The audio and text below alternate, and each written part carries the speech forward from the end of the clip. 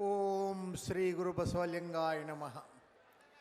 ತ್ರೈಲೋಕ್ಯ ಸಂಪದಾಲೇಖ್ಯ ಸಮುಲ್ಲೇಖನ ಬಿತ್ತಯೇ ಸಚ್ಚಿದಾನಂದ ರೂಪಾಯ ಶಿವಾಯ ಬ್ರಹ್ಮಣೇ ನಮಃ. ಬೆಳಗಾವಿಯ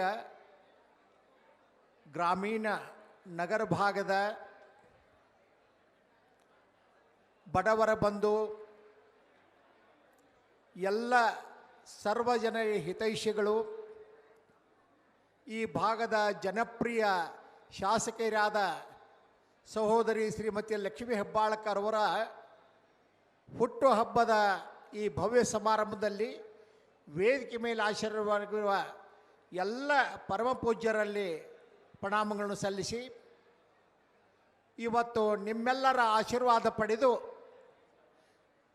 ಹುಟ್ಟುಹಬ್ಬವನ್ನು ಪ್ರೀತಿಯಿಂದ ಸ್ವೀಕರಿಸುತ್ತಿರುವ ಸಹೋದರಿ ಶ್ರೀಮತಿ ಲಕ್ಷ್ಮೀ ಹೆಬ್ಬಾಳ್ಕರ್ ಅವರೇ, ಹೆಬ್ಬಾಳ್ಕರ್ ಹಾಗೂ ಹಟ್ಟಿಹೊಳಿ ಪರಿವಾರದವರೇ, ವೇದಿಕೆಯಲ್ಲಿರುವಂಥ ಎಲ್ಲ ಗೌರವಾನ್ವಿತ ಗಣ್ಯರೇ, ಈ ಸಮಾರಂಭದಲ್ಲಿ ಉಪಸ್ಥಿತಿರುವ ಎಲ್ಲ ಗೌರವಾನ್ವಿತ ಶರಣು ಶರಣರೇ, ನಿಮ್ಮೆಲ್ಲರಿಗೂ ಶರಣು ಶರಣಾರ್ಥಿಗಳು. ಇವತ್ತು ನೆಪ ಮಾತ್ರಕ್ಕೆ ಸಹೋದರಿ ಲಕ್ಷ್ಮೀ ಹೆಬ್ಬಾಳ್ಕರ್ ಅವರ ಈ ಹುಟ್ಟುಹಬ್ಬದ ಸಮಾರಂಭ ಇದು. ಬಹುಶಃ ನನಗನ್ನಿಸ್ತಾ ಇದೆ, ಕರ್ನಾಟಕದಲ್ಲಿ ಇಲ್ಲಿವರೆಗೂ ಕೂಡ ಯಾವ ರಾಜಕಾರಣಿಗಳು ಕೂಡ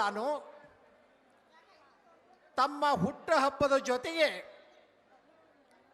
ವಯೋವೃದ್ಧರು, ಯೋಧರು, ಕೃಷಿಕರು, ಶತಾಯುಷಿಗಳು ಎಲ್ಲರ ಹುಟ್ಟುಹಬ್ಬವನ್ನು ಮಾಡಿ ಅವರ ಆಶೀರ್ವಾದವನ್ನು ಪಡೆದು ಇವತ್ತು ತಾವು ಅದನ್ನು ಸ್ವೀಕಾರ ಮಾಡ್ತಾ ಇದ್ದಾರಲ್ಲ, ಇದು ಬಹುಶಃ ಕರ್ನಾಟಕದಲ್ಲಿ ಅಪರೂಪವಾದ ಘಟನೆ ಅಂತ ನಾನು ಹೃದಯ ತುಂಬಿ ಹೇಳಿ ಬಯಸ್ತಾ ಇದ್ದೇನೆ.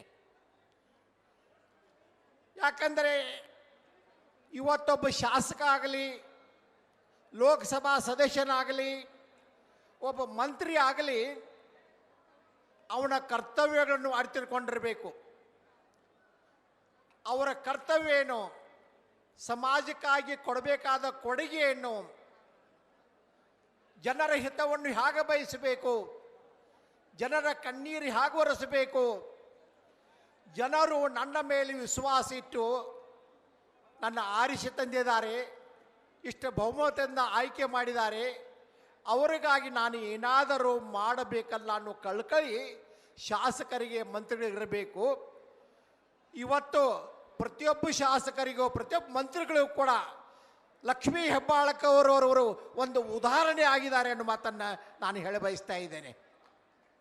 ಒಬ್ಬ ಶಾಸಕನಾಗಿ, ಮಂತ್ರಿಯಾಗಿ ನಾವು ಯಾವ ರೀತಿ ಸಮಾಜ ಸೇವೆ ಮಾಡಬಲ್ಲೆವು, ಸಮಾಜಕ್ಕೆ ಏನು ಕೊಡುಗೆ ಕೊಲ್ಲಬಲ್ಲೆವು ಅನ್ನುವಂಥ ಒಂದು ವಿಚಾರ ಇಟ್ಟುಕೊಂಡು ಇವತ್ತು ಕರ್ನಾಟಕದೊಮ್ಮೆಲ್ಲ ನಾನು ಎಲ್ಲೇ ಹೋಗಿರ್ತಾರೆ, ಬೆಂಗಳೂರು ಹೋದಾಗ ಕೇಳ್ತೇನೆ, ಅವರೆಲ್ಲರಂತ ಲಕ್ಷ್ಮೀ ಅಕ್ಕ ಅಂದರೆ ನನ್ನ ಒಬ್ಬ ಗ್ರಾಮೀಣ ಪ್ರದೇಶದಲ್ಲಿ ಕೇಳ್ತೇನೆ, ಲಕ್ಷ್ಮೀ ಅಕ್ಕ ಅಂದ್ರೆ ಯಾರು ನನಗೆ ಗೊತ್ತಿಲ್ಲ, ಯಾರು ಅವರು ಅಂತ ಕೇಳಿದಾಗ, ಏನ್ರಿ ಹೆಂಗೆ ಗೊತ್ತಿಲ್ಲ ನಿಮಗೆ, ಹೆಬ್ಬಾಳ್ಕರ್ ಲಕ್ಷ್ಮೀ ಅಕ್ಕ ರೋಡ್ ಮಾಡ್ಯಾರು, ಲೈಟ್ ಮಾಡ್ಯಾರು, ನೀರು ಕೊಟ್ಟಾರು, ಬಸ್ ತಂದು ಕೊಟ್ಟಾರು, ನಮಗೆ ಎಲ್ಲ ಭಾಗ್ಯ ಲಕ್ಷ್ಮೀ 2,000 ರೂಪಾಯಿ ಕೊಟ್ಟಾರು, ಇಷ್ಟೆಲ್ಲ ಕೊಟ್ಟಾರಲ್ರಿ, ಅವರ ಲಕ್ಷ್ಮೀ ಅಕ್ಕನೇ ನಮ್ಮೆಲ್ಲರ ಅಕ್ಕ ಅಂತ ಹೇಳ್ತಾರೆ ಅಭಿಮಾನಿಂದ. ಬಂಧುಗಳೇ, ಇಷ್ಟು ಜನಪ್ರಿಯ ಪಡುವಂಥ ಶಾಸಕರು, ಮಂತ್ರಿಗಳು ಸಿಗೋದು ನಮ್ಮ ದೇಶದಲ್ಲಿ ಭಾಳ ವಿರಳ, ಭಾಳ ವಿರಳ. ಇವತ್ತು ನೋಡ್ರಿ, ವೇದಿಕೆ ಮೇಲೆ ಎಲ್ಲ ವಯೋವೃದ್ಧರನ್ನು ಸನ್ಮಾನ ಮಾಡಿದರು, ಅವರ ಆಶೀರ್ವಾದ ಪಡೆದರು. ಯಾಕಂದರೆ ಯಾವಾಗಲೂ ನಾವೆಲ್ಲ ವಯೋವೃದ್ಧರಲ್ಲಿ ದೇವರನ್ನು ಕಾಣೋದಕ್ಕೆ ಪ್ರಯತ್ನ ಮಾಡಬೇಕು. ದೇವರ ಗುಡಿಯಲ್ಲಿಲ್ಲ, ಗುಡ್ಡದಲ್ಲಿಲ್ಲ, ಕಲ್ಲಿನ ಮೂರ್ತಿಗಳಿಲ್ಲ, ದೇವರೆಲ್ಲಿದ್ದಾನೆಂದರೆ ನಿಮ್ಮ ತಂದೆ ತಾಯಿಗಳಲ್ಲಿದ್ದಾನೆ ಅನ್ನುವಂಥ ಭಾವನೆ ಮಾಡಿಕೊಂಡು ಇವತ್ತು ನೀವೆಲ್ಲರೂ ಕೂಡ ಅದರ ಪ್ರೇರಣೆ ಪಡೆದು ನಿಮ್ಮಲ್ಲಿರುವಂಥ ಹಿರಿಯರನ್ನು ಗೌರವಿಸುವಿರಿ ಅಂತ ಒಂದು ನಿಮಗೆ ಮಾರ್ಗದರ್ಶನ ಮಾಡಿದ್ದಾರೆ. ಬಹಳ ಸಂತೋಷ, ಹೃದಯ ತುಂಬಿದ ಇದು ಸಮಾರಂಭ. ನಾನು ಹೆಚ್ಚಿಗೆ ಮಾತನಾಡೋದಲ್ಲ, ನಾನು ಇಷ್ಟೇ ಹೇಳೋದು, ಲಕ್ಷ್ಮೀ ಹೆಬ್ಬಾಳ್ಕರ್ ಅವರನ್ನು ಹೊಗಳಕ್ಕೆ ಬಂದಿಲ್ಲ, ಆದರೆ ಅವರ ಮಾಡಿದ ಕಾರ್ಯವನ್ನು ನಿಮ್ಮ ಮುಂದೆ ಹೇಳೋದಕ್ಕೆ ಬಂದಿದ್ದೀನಿ.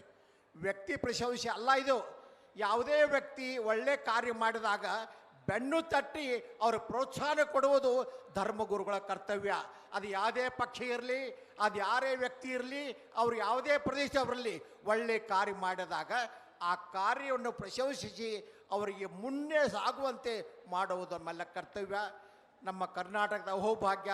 ನನಗನ್ನಿಸ್ತದೆ ಒಮ್ಮೆ ಝಾನ್ಸಿ ಲಕ್ಷ್ಮೀಬಾಯಿ, ಕಿತ್ತೂರು ಚೆನ್ನಮ್ಮ ಯಾವುದೇ ರೂಪದಲ್ಲಿ ಹುಟ್ಟು ಬರ್ತಾಳೆ, ಅವರೇ ಬರೋದು ಬೇಡ. ನನಗನ್ನಿಸ್ತದ ಲಕ್ಷ್ಮೀ ಹೆಬ್ಬಾಳಕ ರೂಪದಲ್ಲಿ ಕಿತ್ತೂರು ಚೆನ್ನಮ್ಮ ಮತ್ತೆ ಹುಟ್ಟಿ ಬಂದಿದ್ದಾಳೆ. ಜನಸೇವೆಗಾಗಿ, ಜನರ ಕಣ್ಣೀರು ಒರೆಸುವುದಕ್ಕಾಗಿ, ಜನರ ರಕ್ಷಣೆ ಬಂದಿದ್ದಾರೆ ಅಂತ ಅನ್ನಿಸ್ತಾ ಇದೆ. ನಾನು ಭಗವಂತನಲ್ಲಿ ಎಷ್ಟೇ ಪ್ರಾರ್ಥನೆ ಮಾಡೋದು, ದೇವರು ಅವರಿಗೆ ಇನ್ನೂ ಹೆಚ್ಚು ಕೆಲಸ ಮಾಡೋದ ಶಕ್ತಿ ಕೊಡಲಿ, ಆರೋಗ್ಯ, ಆಯುಷ್ಯ, ಯಶಸ್ಸು ಕೊಡಲಿ. ಕರ್ನಾಟಕದಲ್ಲಿ ಉನ್ನತವಾದ ಸ್ಥಾನವನ್ನು ಅವರು ಆದಷ್ಟು ಬೇಗ ಪಡೆಯಲಿ ಅಂತ ಹಾರೈಸಿ ಮತ್ತೊಮ್ಮೆ ಅವರಿಗೆ ಹುಟ್ಟು ವಿಶ್ವಾಸಿಗೆ ಹೇಳಿ ನನ್ನ ಮಾತಿಗೆ ವಿರಾಮ ಕೊಡ್ತಾ ಇದ್ದೇನೆ.